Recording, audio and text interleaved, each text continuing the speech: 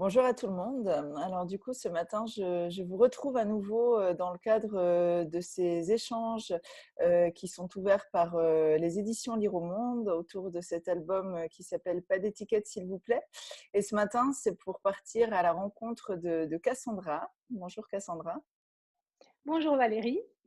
Donc du coup, bah écoute, nous on se connaît dans la vie, mais par contre les personnes qui nous regardent ne te connaîtront sans doute, en tout cas pas tous. Donc si tu veux, pour commencer, je vais te proposer de te présenter en quelques mots. D'accord. Alors moi, je suis Cassandra Duchenot, thérapeute en psycho-énergétique. Je suis franco-irlandaise, mais j'habite en ce moment à Oslo, en Norvège. Et donc, ma profession, c'est une profession en médecine énergétique. Et j'appelle ça de la thérapie psycho-énergétique parce que j'accompagne les gens.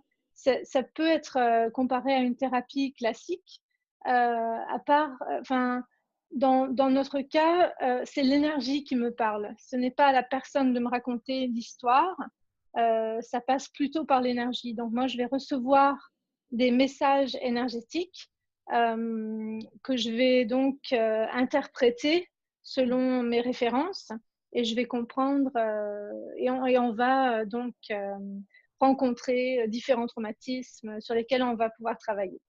D'accord, super. Alors du coup, dans le cadre de cette activité que tu viens de décrire en quelque sorte, quelle est la place des étiquettes, puisque c'est le thème de ces échanges? Qu'est-ce que tu dirais? Qu'est-ce que tu en ressens? Oui, bah alors pour moi les étiquettes, effectivement, ça me parle beaucoup. Mmh. C'est pour ça que j'ai beaucoup aimé ton livre, parce que je sens que dans mon travail justement, je suis là pour faire le nettoyage, pour déblayer toutes ces empreintes qui ont été laissées par toutes ces étiquettes, par ces projections, par ces mots, par ces ambiances qui ont laissé des empreintes et qui vont limiter la force de vie et d'expression de la personne. Donc, D'accord. ouais, Donc je, c'est je, oui, excuse-moi. non, pour moi, il y a vraiment l'être au départ qui Mmh. est tellement, qui a un potentiel immense et justement tellement de choses qui font que cet être va être limité dans cette expression et dont les étiquettes. Et ça revient toujours dans tous les soins. Il y a toujours quelque chose qu'il faut nettoyer qui relève de cet ordre-là, justement. D'accord. Et donc là, en fait, tu évoques plutôt le fait que pour toi et dans ce que tu vis, en tout cas dans cette expérience notamment professionnelle, les étiquettes donc, sont plutôt limitantes. En tout cas, c'est plutôt ce que tu viens de partager. Est-ce que malgré tout, tu en ressens certaines qui ont pu à certains moments soutenir la personne dans sa construction? Voilà, comment est-ce que tu le ressens ça? Oui, j'imagine que c'est possible, mais en règle générale, je sens que l'étiquette, enfin, à partir du moment où quelqu'un dit: «Tu es, de telle ou telle façon», même si c'est positif, c'est comme si la personne s'appropriait un peu la vie de l'autre ou disons, il y a comme quelque chose qui est imposé malgré tout. Donc même si c'est positif et je pense qu'on c'est un tout, on a besoin aussi du regard des autres et de l'encouragement des autres, mais mais ces mots sont tellement rigides et limitants, je trouve vraiment. D'accord. Ouais. Mmh. Et toi, alors du coup, ton travail d'accompagnement pour justement bah voilà, soutenir les gens, accompagner les gens dans ces libérations, comme tu dis, est-ce que tu pourrais nous en parler un peu? En quoi consiste-t-il? Voilà, comment ça se passe très concrètement? Dans une séance, tu veux dire, au cours Oui, d'une session? oui, Eh par exemple. bien, oui, bien sûr. Alors donc, bon, il y a d'abord un petit échange, juste pour savoir où la personne se trouve parce que bon, il y a des jours où on se sent mieux que d'autres. Mmh. Et ensuite donc la personne s'allonge sur la table de massage Moi, j'aime travailler dans cette situation-là parce que du coup, le corps est totalement libre justement de réagir parce que c'est ça un petit peu le plus de ce travail en énergétique pour ceux qui ressentent dans leur corps. C'est vraiment fantastique de pouvoir Mmh. faire l'expérience de ces mouvements d'énergie. Tout d'un coup, on sent des choses qu'on n'a jamais senties avant. Mmh. On fait attention à des choses qui sont un peu étranges. Donc, donc, dès que je me connecte à la personne, euh, le- les, il y a comme un transfert d'énergie qui se passe et je commence à ressentir l'histoire d'un ou de plusieurs traumatismes sur lesquels on pourra travailler donc au cours de cette session-là. Donc, pour donner un exemple, et c'est ça que j'aime aussi dans cette approche parce que souvent on a une idée de ce qui ne va pas bien pour nous dans notre vie, mais en Mmh. réalité, l'énergie a peut-être une toute autre empreinte. Disons que si quelqu'un vient me voir en disant, bah voilà, oui, je suis un peu déprimée, je sais pas trop, j'arrive pas trop à savoir ce que je dois faire. Est-ce que je dois continuer dans mon travail? Est-ce que je dois trouver autre chose? Mettons que ça, ce soit la question qui est vraiment là pour cette personne ce jour-là. Et moi, je vais donc me connecter à cette personne et tout de suite, il va y avoir quelque chose de totalement différent qui va remonter, qui aura peut-être souvent, j'ai une idée aussi du moment dans la vie de cette personne, donc je peux me retrouver comme une petite fille de 4 ans en train d'être, je sais pas, de faire l'expérience de quelque chose de très violent où justement quelque chose va geler à l'intérieur Mmh. et qui aura un impact ensuite sur toutes les décisions que cette personne prendra. Enfin, c'est pour dire en gros comment ça se passe. D'accord. Ouais, c'est très intéressant. D'accord, très bien. Et du coup, tu accompagnes aussi parfois des enfants? Oui, les enfants, je les accompagne plutôt à distance et D'accord. au niveau purement énergétique. Parce que, oui, c'est moins disons ils sont tellement ouverts au niveau énergétique que je peux, tout à fait, rentrer dans leur système énergétique pour nettoyer des choses. L'enfant, j'ai l'impression, a moins besoin de mettre en conscience. Pour l'enfant, tout est possible, le temps n'existe pas vraiment. Enfin, les choses sont beaucoup moins figées déjà que chez l'adulte. D'accord. Et donc, les enfants que j'accompagne, en général, oui, c'est un accompagnement énergétique au niveau de l'enfant euh, et ensuite un accompagnement, bien sûr, auprès des parents D'accord. en même temps, en parallèle. Mm. D'accord.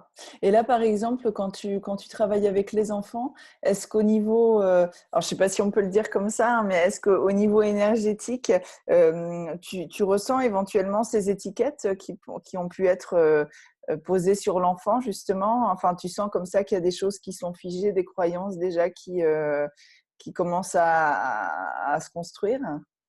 Oh que oui, Mhm. oh que oui, oh oui, c'est triste à dire, hein, mais oui. Mhm. Euh, et bon, moi aussi, je suis maman hein, de 2 filles et je sais combien il est difficile de ne pas mettre d'étiquette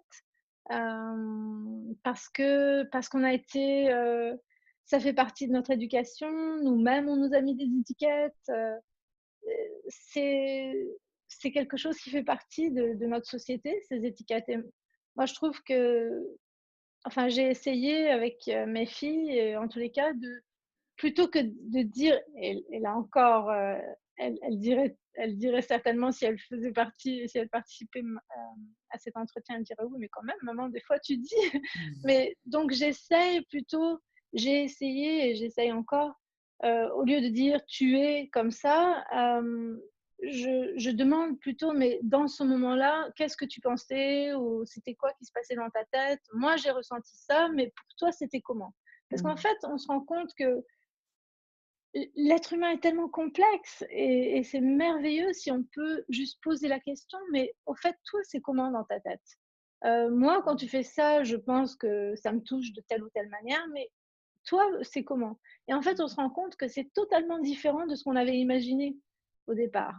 Donc, parce que nous, on juge souvent les gens à travers nos propres blessures et nos propres projections, et c'est comme des filtres en fait qui nous donnent une façon de comprendre les choses, alors que l'autre personne est totalement différente. Elle vient son histoire est totalement différente. Donc, c'est intéressant de pouvoir vraiment se connaître les uns et les autres, et je trouve qu'il n'y a rien de plus merveilleux en tant que parent que de découvrir son enfant.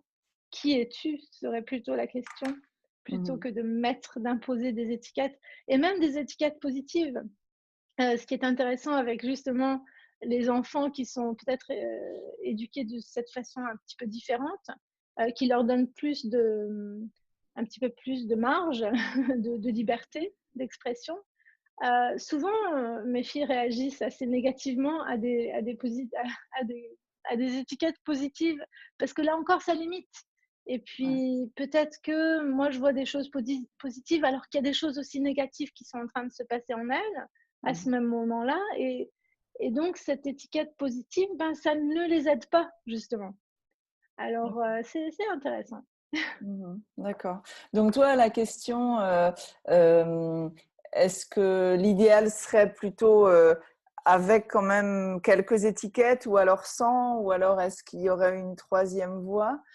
Tu répondrais quoi en fait si on pouvait essayer d'envisager un espèce d'idéal? Alors je ne sais pas si c'est possible non plus d'imaginer un idéal unique, mais Ben, moi, il me semble que le regard des autres est extrêmement important. Parce que, on agit comme des miroirs, hein, les uns par rapport aux autres, et c'est vrai que les autres nous aident à nous définir nous-mêmes. Si on fait telle chose, et qu'on voit que les autres réagissent de telle façon, ça va nous aider à comprendre: «Ah, est-ce que j'ai vraiment envie que les autres réagissent comme ça à moi, ou est-ce que j'ai envie de changer les choses?»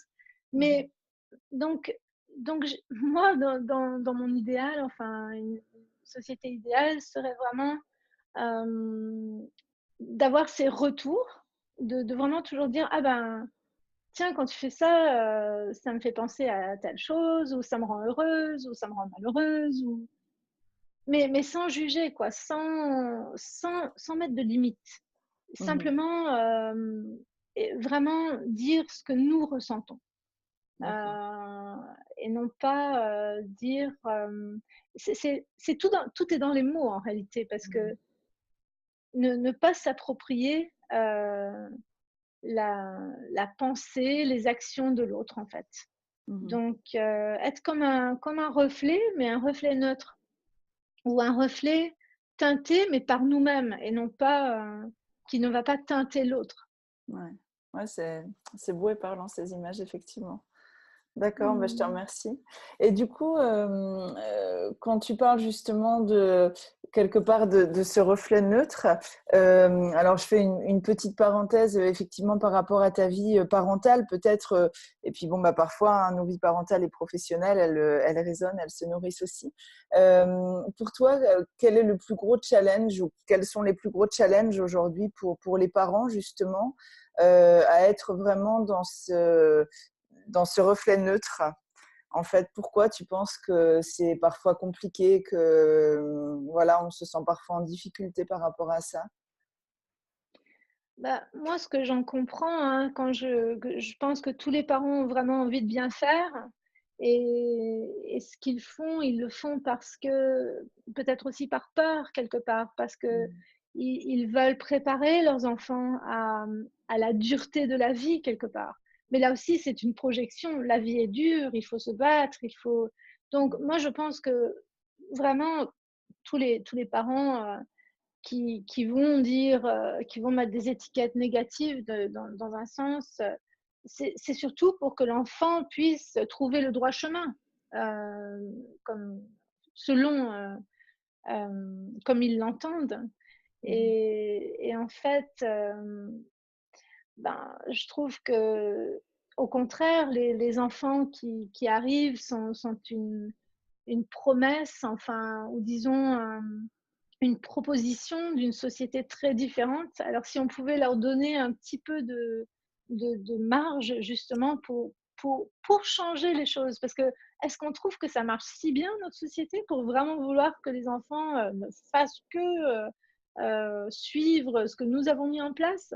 Moi, je Mmh. trouve qu'au contraire, si on pouvait, et très franchement, moi, j'ai été très, très surprise à chaque fois de l'intelligence des enfants, de mes enfants par rapport à des situations et de tous les autres enfants. Ils ont tellement,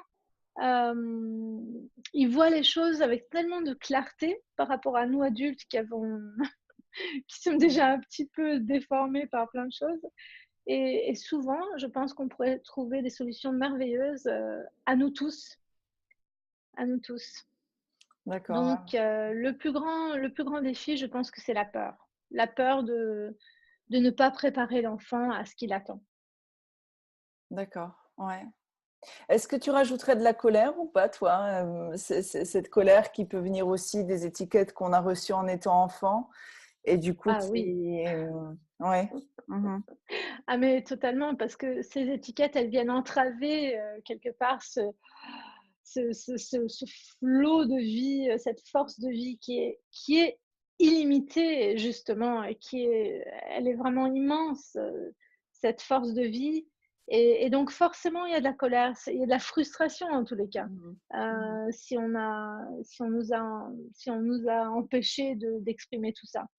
Mais là encore, nous sommes tous des projets en devenir, et bon, après on comprend aussi les choses et on essaye d'harmoniser le tout. Je pense qu'effectivement, la colère, en fait, la colère, elle n'est là que pour nous dire ce qui est encore là et qui a envie de Mmh. s'exprimer, au-delà de ce qu'ont pu, nous faire penser les autres ou la société ou donc cette colère pour moi, elle est en fait très, très positive, parce que c'est simplement, pour moi au niveau énergétique comme une poche d'énergie qui a tellement envie d'exploser, Mmh. pour libérer le potentiel de vie. Donc en fait, oui, cette colère est très, très bienvenue en fait, c'est bon Mmh. signe que l'être n'a pas oublié qui il est, qui elle est, au fond. D'accord, super. Donc pour toi, alors si on part sur des petites pistes, du coup, travailler entre guillemets, alors soit avec, soit, sur, ses peurs et puis avec ou sur sa colère, ça peut être justement des leviers qui nous permettent d'ailleurs à nous tous, hein, de dépasser ces challenges parfois qu'on peut ressentir en tant que parents? Oh oui. Mmh. Ah oui, oui, totalement, totalement. Mmh. D'accord, super. Bon, bah, Mmh. écoute, pour conclure, alors j'ai 2 dernières questions, assez brèves. La première, c'est par rapport à l'album, Pas d'étiquette, en lui-même. Est-ce que toi, c'est, quelque part un outil, que tu te verrais ou que tu pourrais intégrer à tes séances? Ou alors est-ce que tu te verrais Mmh. les intégrer dans un cadre? Voilà. Je l'ai justement avec moi. Ouais, Oui, oui, bien sûr, et je tiens vraiment à te féliciter et à féliciter Roselyne pour ce magnifique merci. album. Vraiment, parce que ce que j'aime avec ce livre, c'est que c'est un livre avant tout pour les enfants. C'est un livre qui donne des outils à l'enfant, Mmh. et c'est vrai que, si je me rappelle les livres que moi je lisais à mes filles, souvent, c'était un outil pour moi en tant que parent, pour, justement montrer le droit chemin ou dire quelque chose qui pourrait, aider l'enfant, sur sa route. Et cet album-là, moi je trouve, bon, bien sûr les parents ont sûrement beaucoup de plaisir à le lire à leur enfant, Mmh. mais c'est avant tout, ça s'adresse à l'enfant. C'est dire: «Non mais tu n'es pas obligé de d'accepter que les autres pensent ça de toi». Donc c'est merveilleux, tout ce qui va dans le sens de justement soutenir la personne, dans son chemin authentique, je trouve est très, très utile, à cette société aujourd'hui. D'accord, super. Donc oui, j'aime beaucoup le montrer, aux enfants, dans la famille, c'est vraiment un chouette, ça soulève de grandes questions. D'accord. Et est-ce que c'est le cas aussi entre les adultes? Tu ressens dans ton entourage, alors que ce soit parmi les personnes que tu accompagnes ou dans ton entourage plus personnel ou familial, est-ce que tu as entendu ou vu des réactions d'adultes justement qui le feuilletaient ou pas forcément? Bah, oui, bien sûr. Je veux dire, bon, il faut dire que, en Norvège, les choses sont un petit peu différentes Mmh. parce que, il y a moins ce côté, jugement par la parole, hein. Il est certainement là à d'autres niveaux, mais les gens ne jugent pas aussi facilement, heu, en France, on a tout compris sur tout le monde, les gens ont des comment dire? Des idées toutes faites par rapport aux gens et une fois que Mmh. qu'on a dit une chose, voilà, on n'en démord pas. Ici, je trouve que c'est un petit peu différent. C'est D'accord. plus il y a plus, comment dire? Cette ouverture. «Ah bah tiens, moi j'ai pensé ça, mais peut-être qu'en dans le fond, je me trompe» ou c'est un petit peu plus, fluide encore. C'est un plus malléable, on va dire. D'accord. OK, Mmh. super. Mais je pense que, cet album, pour les adultes aussi peut déranger, hein. Ça ça peut ça peut sembler dérangeant parce que, ben, c'est tout nouveau. Enfin, pour certaines personnes, ça va être très nouveau, mais c'est important de dire, comment si un enfant fait, quelque chose de mal, il faut lui dire Mmh. et et c'est là que je pense que, il y a des choses à comment dire? À travailler parce que l'enfant ne fait jamais quelque chose de mal pour faire quelque chose de mal. C'est soit c'est par maladresse, soit c'est parce que l'enfant n'a pas bien compris, soit parce qu'il y a quelque chose qui lui fait tellement mal à l'intérieur qu'il a besoin de faire quelque chose, de douloureux pour à quelqu'un d'autre. Enfin, il y a toujours un message derrière une action Mmh. et donc moi je trouve qu'on devrait vraiment, prendre le temps de s'écouter les uns les autres et de voir, au-delà de ce que nous pensons, mais qu'est-ce qui s'est passé, Mmh.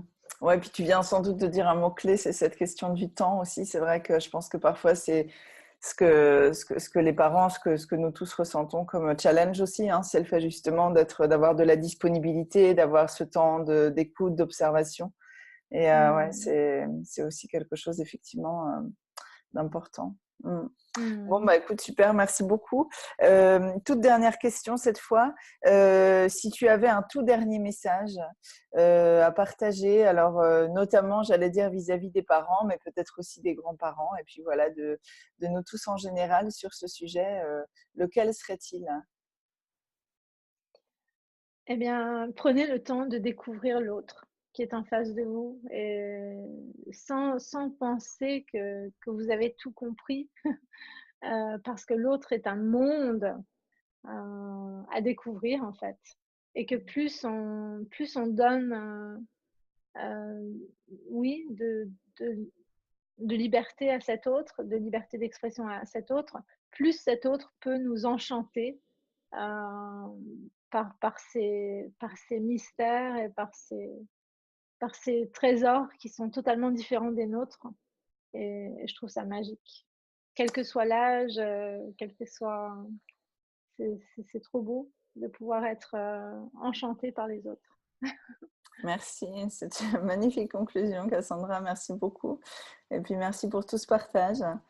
Voilà, alors comme je le dis toujours à la fin des interviews, je pense que si des personnes, suite au visionnage de cet échange, ont envie de te poser des questions, voilà, d'aller un peu plus loin, je propose toujours aux gens, alors bien sûr, soit de te contacter, soit de commenter cette interview dans les différents médias voilà, qui nous permettront de le publier. Et puis voilà, je pense que tu y répondras avec joie. Avec grand plaisir. Très bien, et puis bah, je te souhaite une très belle journée. Merci beaucoup Valérie. Belle journée à toi Merci à toi. et merci encore pour tout ce que tu fais et tout ce que tu oses faire et soulever comme questions justement qui sont importantes pour les petits et les grands Merci, c'était avec plaisir. et l'enfant intérieur en chacun de nous. Exactement, exactement. Merci beaucoup. Et puis, belle journée à tout le monde. Voilà. À bientôt. Au À revoir. bientôt.